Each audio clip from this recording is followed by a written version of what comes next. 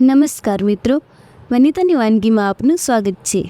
તો ફ્રેન્ડ્સ, આજે હું તમને સૂજીનો એક અલગ જ અંદાજમાં અને બિલકુલ જ નવી રીતથી એક એવો નાસ્તો બનાવીશ જો કે બનાવવામાં અને ખાવામાં એકદમ સરળ છે અને ટેસ્ટી છે। એકવાર બનાવશો તો વારંવાર આ નાસ્તો બનાવવાનું પસંદ કરશો।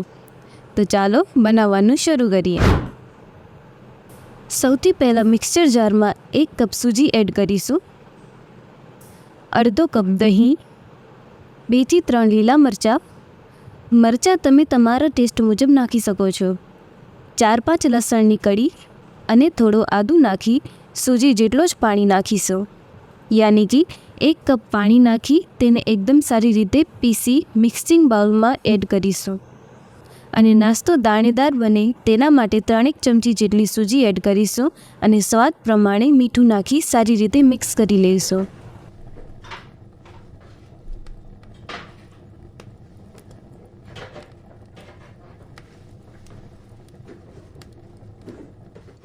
હવે તેને ઢાંકણ ઢાંકી 10 મિનિટ સુધી રેસ્ટ આપીશું, જેથી બેટર એકદમ સારી રીતે સેટ થઈ જાય।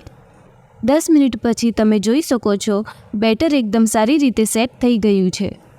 હવે તેમાં થોડા શાકભાજી એડ કરીશું, અડધો કપ ટામેટાં, શિમલા મિર્ચ, અડધો કપ ઝીણી સમારેલી ડુંગળી, થોડા લીલા ધાણા, અડધી ચમચી ચીલી ફ્લેક્સ અને લાસ્ટમાં 1 ચમચી તેલ નાખી સારી રીતે મિક્સ કરી લઈશું। તો ફ્રેન્ડ્સ, શાકભાજી તમે તમારી પસંદ મુજબ નાખી શકો છો, ઓછા કે વધુ।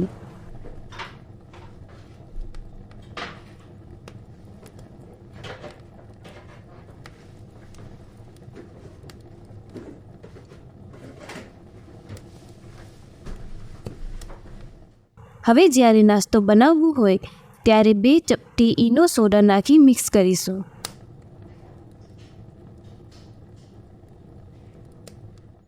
તમે જોઈ શકો છો બેટર એકદમ રેડી છે। હવે ગ્લાસમાં થોડું તેલ ગ્રીસ કરી તેમાં 2 થી 3 ચમચા બેટર નાખી સ્ટીમ આપીશું।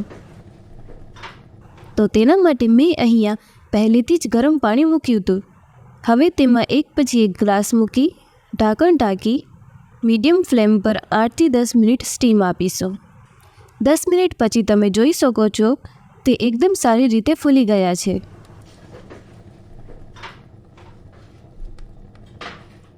હવે તેને બહાર કાઢી ઠંડુ થવા દેશું।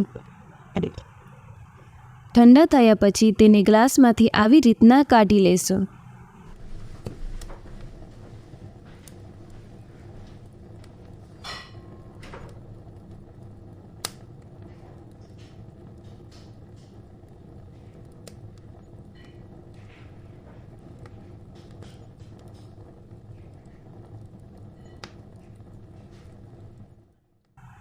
હવે તમે તમારી પસંદ મુજબ શેપ આપી મનપસંદ ચટણી સાથે ખાઈ શકો છો।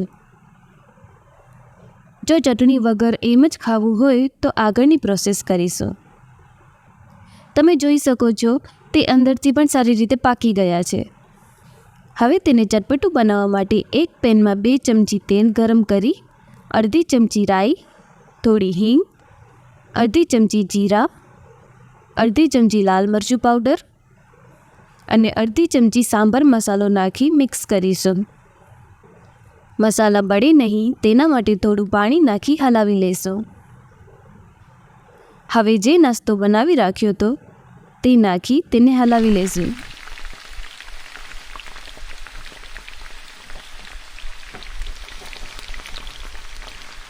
તમે જોઈ શકો છો નાસ્તો રેડી છે। હવે તેને બહાર કાઢી કટ કરી લેશું। તમે તેની મનપસંદ ચટણી સાથે ખાઈ શકો છો અથવા તો તમે એમ જ ખાઈ શકો છો।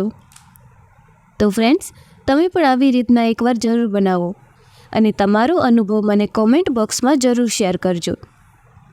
તો ફરી મળીએ એક નવી રેસિપી સાથે। Thank you.